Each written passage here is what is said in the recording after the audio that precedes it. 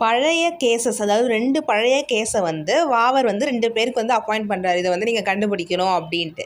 அது ஒன்று வந்து பார்த்திங்கன்னா கங்கா கவ் கேஸு, இன்னொன்று வந்து அந்த அகோரி கேஸ் வந்து எஸ்ஐ ராஜா கிட்ட போகுது. ஸோ எனக்கு என்னென்னா இந்த கங்கா கவ் கேஸ் சொல்லும்போது அது மாதிரி காமெடியாக போச்சு. என்னடா ஒரு மாடை கண்டுபிடிக்கணும், இது என்ன ஒரு காமிக், சும்மா ஒரு சீரியஸான இதில் காமெடியாக போகும் அப்படின்னு நான் நினச்சேன். என்ன மாடை என்னத்தை கண்டுபிடிக்கிறது அப்படி இப்படின்னு.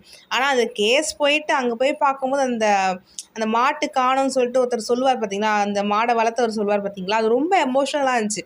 ஸோ எது ஒன்றுத்தையும் வந்து நம்ம விட அண்ணா மாடு தானே, அங்கே அந்த மாடு எவ்வளோ அவருக்கு ஹெல்ப் பண்ணியிருக்கு, அதனால் அந்த ஒரு மாடால் அவர் குடும்பமே வந்து வாழ்ந்துருக்குன்னு சொல்லும்போது அது ரொம்ப எமோஷ்னலாக இருந்துச்சு. கண்டிப்பாக வந்து அந்த மாடு கண்டுபிடிச்சிருவாங்க தான் நினைக்கிறேன்.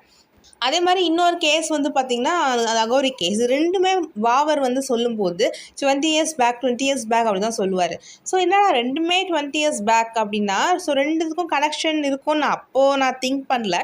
எப்போ எனக்கு ஞாபகம் வந்துச்சு, விச் மீன்ஸ் எப்போ எனக்கு 2த்துக்கும் கனெக்ஷன் இருக்கும்னு தோணுச்சுன்னா, அந்த மாடு வச்சுருப்பார்ல அவரும் சொல்லுவார், இந்த மாதிரி எனக்கு ஒரு வெளியூர்காரன் அப்போ வந்தான், எனக்கு அவன் மேலே தான் டவுட்டாக இருக்குது.